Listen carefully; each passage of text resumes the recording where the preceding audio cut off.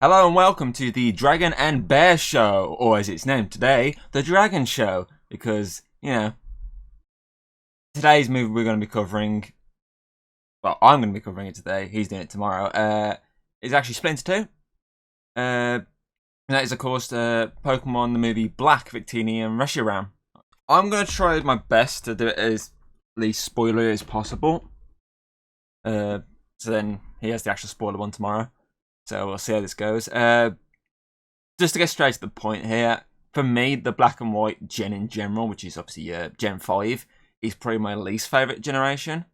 I wasn't a big fan of the Pokemon in it. Not a big fan of the companions in the show. Just in general, I thought it was a really weak generation. I didn't even play the game. Still really...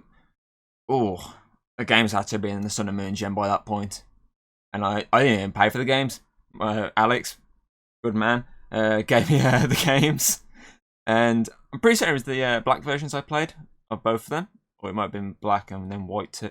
I can't remember, it's been that long, but straight to the point, so if I'm biased, then you know why, but I'm actually not going to be as biased with this, because I don't think it's a bad movie.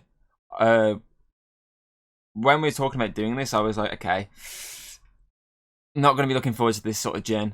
I remember liking the second one slightly, the one that comes after this, and a little bit of the following movie, but I couldn't remember too much about this one, so I was like, okay, it's not a good sign. But watching it back, it wasn't actually that bad. Obviously, the animation itself is slightly updated from the last one, which is usually what happens every time the new gen comes in. They're slightly updated, but they keep a lot of the core mechanics that made the last movie's animation still work, so that's still fine, and it works well again here, and it sort of works really well in a particular scene involving Tepig. Without spoiling too much, Tepig uses Ember, and it's full power Ember, and it's beautiful looking. And again, out of all the starters, Tepig's probably my least favourite of the starters, which is unusual for me because I love fire types, but I didn't like Tepig at all.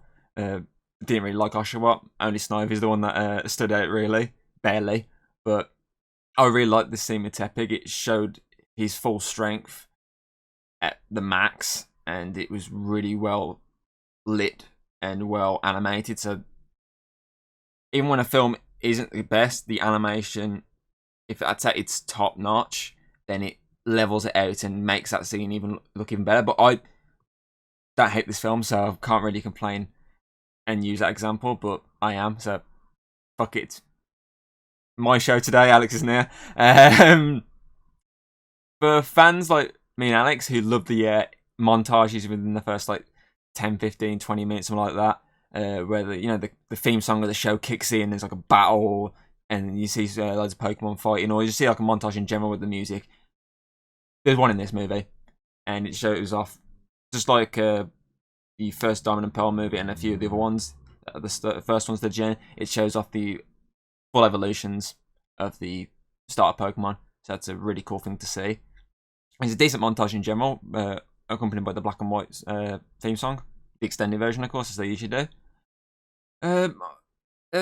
Something this movie as well, just like a bunch of other ones, there's a little tiny Pokemon who's the centre focus of this movie. And in this case, it's Victini in both versions. And I'm not really going to hate on Victini that much. Victini was alright. Victini wasn't bad. Victini wasn't great. It was just in general alright. Better than some of the other, as me and Alex put this, little shit Pokemons. But it's not as good as the one that was from the last movie. The Zorro one. That's probably the Zorro and Mew are probably the two best little shit Pokemon. Whereas Victini is okay. Obviously, one of the major changes, depends on which version you have, is of course your legendary. So as I said, this one has Reshiram as the main good guy focus role, whereas the other one will have Zekrom.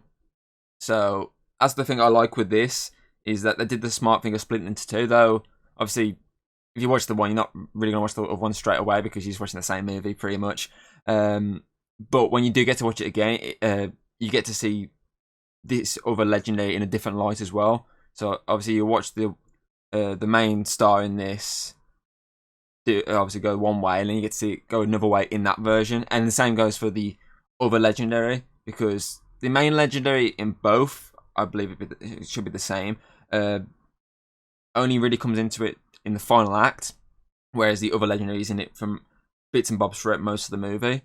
So obviously, if you're a big Reshiram fan, obviously the final act of this, you'll love Reshiram when it comes into it. But if you just want to see more in general, then the other version is probably the better version. But I think both will complement each other in a way, so it's quite unique watch. So it's not as if it's just the same. It is the same movie, but it's not as if it's just hack and slash the same topic at the end and whatnot. I don't know what I'm talking about, to be fair. There is a few things I do like about this. So there's a whole like Prince backstory that you get to see at some point, which involves the two legendaries, which is only a brief backstory. You get to see in a flashback, but it's quite well done, and it's quite a cool little backstory to have. But obviously, when it does show flashbacks as well, I did enjoy the flashbacks of this movie. I thought the flashbacks worked really well, and obviously set up the last act. My main sort of negative, I will say, is the sort of the main plot point. Just like what with 14 movies in the main timeline and a TV movie, so 15 movies. Obviously, this is at, and we're pretty much getting the exact same sort of plot as an overall. Obviously, they changed some stuff as they go through, but when it gets to the same sort of plot, it kind of gets repetitive, which is my main drag with this movie. But I do think this one is executed quite well, and it's helped by the last half an hour. The last half an hour is actually very entertaining. There's a lot of action. There's some really cool animated scenes, and there's a really cool setting for the final act in the last, I think it's about 15-20 minutes. I think maybe around the 15 mark. It's quite an interesting place it takes place. So that is really a good draw there. And probably my main sort of draw to this, especially watching it, because I was jamming to it, is the overall soundtrack for the movie. I can't 100% remember the other movie soundtracks being as good as this is. I mean, every sort of track you hear, like when the legendaries appear, when Victini's on the screen, when there's something going on, obviously the black and white theme's in there, the outro theme. Just in general, I think it's a really solid score, and there's a few Pokemon movies here and there that have this sort of like, a level of really good score that just drags me in. Because I'm someone that, if you hear a score, you're just like, yep, I'm into this already. But obviously some Pokemon movies don't, and that obviously always upsets me and drags that down a bit. But I don't think this is dragged down by a lazy score, because it's got a very bopping, a really weird word to say, score to cover it. The other thing I will say is in the 5-minute intro you get the start, which obviously sets up the characters, is quite a cool looking intro. It's very similar-esque at times. Destiny Deoxys movie, where the setting is. But other than that, obviously showing off obviously a different sort of story to what that one did, so that's a positive there. It doesn't do the exact same sort of thing. I actually do have another negative. The new characters they're bringing, I don't think they're that great. They're not bad. The design of them, I really like the design of the characters. They're really well designed, and the main sort of guy obviously has the black and white hairdo just to match the gen, which is quite nice. But I just don't think they're as interesting as some other characters we've had within movies, so that's kind of a shame. But the same can say for the companions. They're not shown to their peak in this. The companions itself, as I say, I'm not a big fan of them. They probably are two of the weaker ones. Just like was it Tracy? I mean, Alex was hating on back in Pokemon 2000. They are probably two like the weaker sort of companions, and they're not shown any really different here, personally. I think I've covered everything. To sum it up, basically, you got an hour that's obviously hit or miss at times, personally. There is some really good moments, flashbacks mainly. Obviously, the montage, the intro, and a few other things here and there, and it's showing off Victini. They're quite well done, and obviously, as I said, the animation and the score for our hour make up for some of the lackluster parts of it. And obviously, the last half an hour is probably where the movie's at its peak for me. As I say, it's got the action from the Legendaries. It's got the unique setting for the very final act, and obviously the score goes into full power at that point.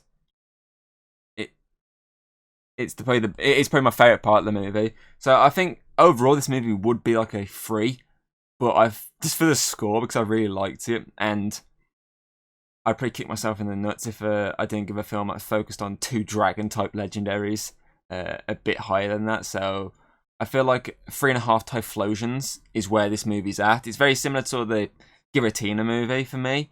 It's not the best, but it has its moments that do drag it up a bit. So I think for the first one in this gen, I think it's a great way to start it off, because they could have started off so badly. But I will always give Pokemon credit. They usually do start the gens off really well. It's just they usually can never hold on to that as they go along. In rare case they do, so I'm hoping that I have the same thoughts as we go along with the next ones. So we'll see, because it's a very short gen. There's only actually 2 more movies after this, which is probably why they split 1 into 2. Who knows? But yeah, that's my thoughts, and I think there's enough there to go on without having it fully spoilt. So if you do want it fully spoilt, check out tomorrow when Alex does obviously Pokemon White, Victini and Zekrom in a more spoiler fashion, a bit longer than mine. So check that out. But if you don't, then fair enough. Next week at our normal time and normal place, we'll be covering Pokemon the Movie Kyurem versus the Sword of Justice, the second of 3 entries, or if you count this, but some people count it as 1A, 1B. You get my point. So yeah, I'll see you then. Well, you got a baseball bat, Alex?